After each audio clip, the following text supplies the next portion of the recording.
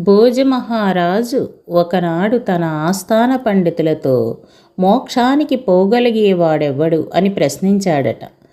మహాక్రతువులు చేస్తే మోక్షానికి పోవచ్చునని కొందరు, జ్ఞానం పొందితే పోవచ్చునని కొందరు, భక్తితో పోవచ్చునని కొందరు, సత్సంగంతో పోవచ్చునని కొందరు, ఇలా రకరకాలుగా ఒక్కొక్కరు ఒక్కో విధంగా చెప్పసాగారు.